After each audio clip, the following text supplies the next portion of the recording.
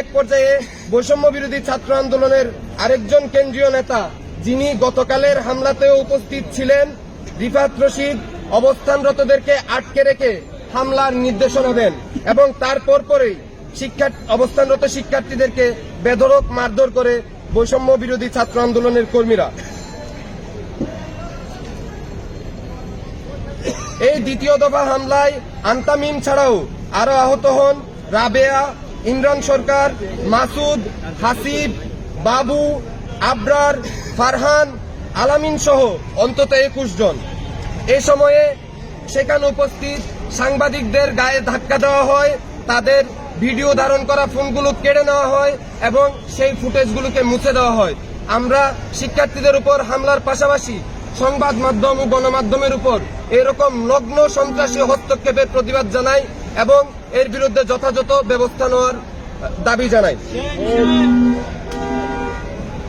আহত 21 জনের মধ্যে 3 জনের অবস্থা আশঙ্কাজনক। তাদেরকে ঢাকা মেডিকেল কলেজ হাসপাতালে ভর্তি রাখা হয়েছে। উল্লেখ্য, আহত সকলেই জুলাই আন্দোলনের সক্রিয় যোদ্ধা এবং সম্মুখ সারির নেতা। হামলার বিচার চাইতে গিয়ে আবারও হামলার শিকার হয়ে আমরা মর্মাহত। বৈষম্য বিরোধী ছাত্র আন্দোলন কর্মীদের সন্ত্রাসী আচরণ এই প্ল্যাটফর্ম ও জুলাই অভ্যুত্থানের স্পিরিটের সাথে সাংঘর্ষিক। এটি জুলাই অভ্যুত্থানের স্পিরিটকে প্রশ্নবিদ্ধ করে তুলছে। হামলায় জড়িত সকলকে বহিষ্কার না করে প্রশ্রয় দেয়া হলে আমরা ধরে নিব বৈষম্য বিরোধী ছাত্র আন্দোলনও ক্ষমতার কাছাকাছি গিয়ে ছাত্রলীগেরই পদাঙ্ক অনুসরণ করছে, দিনে দিনে তারই রং এবং রূপ ধারণ করে চলছে ক্রমাগত। আজকের মধ্যে হামলাকারীদেরকে সাংগঠনিকভাবে বহিষ্কার করা না হলে এবং গ্রেফতার করা না হলে আমরা এখন একটি মিছিল নিয়ে বৈষম্য বিরোধী ছাত্র আন্দোলনের কেন্দ্রীয় কার্যালয়ের সামনে যাব। সেখানে আমরা চেষ্টা করব তাদের কেন্দ্রীয় নেতাদের সাথে কথা বলার, ব্যস্ত সমন্বয়ক ভাইদের সাথে কথা বলার। যদি তারা এই ঘটনার যথাযথ বিচারের একটা রূপরেখা আমাদেরকে দেখাইতে না পারেন, একটা গ্যারান্টি আমাদেরকে দিতে না পারেন, আমরা সেখানে আমাদের অবস্থান ধরে রাখব যতক্ষণ না পর্যন্ত এই ঘটনার সুষ্ঠু বিচার হয়।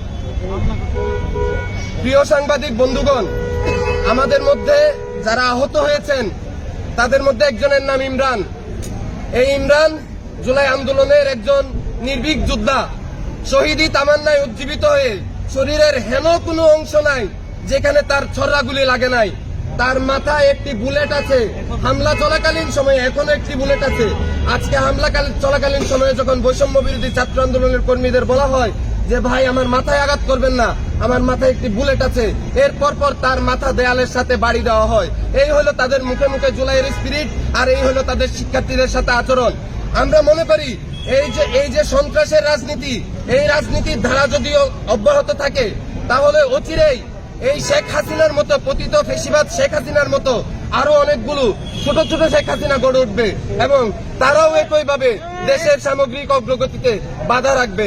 জুলাইয়ে আমরা যারা অংশগ্রহণ করেছি, আমরা যারা বলেছি আমরা বৈষম্য মুক্ত বাংলাদেশ গড়ব, যেই দেশে কারো প্রতি অবিচার হবে না, কারো প্রতি অন্যায় হবে না, প্রত্যেকে তার নাগরিক অধিকার বুঝে পাবে, এর যদি ব্যত্যয় ঘটে তাহলে আমরা হাসিনা সরকারকে যেমন সরিয়েছিলাম তেমনি পৃথিবীর যে কোনো সরকারকে সরানোর হিম্মত এদেশের ছাত্র জনতা রাখে।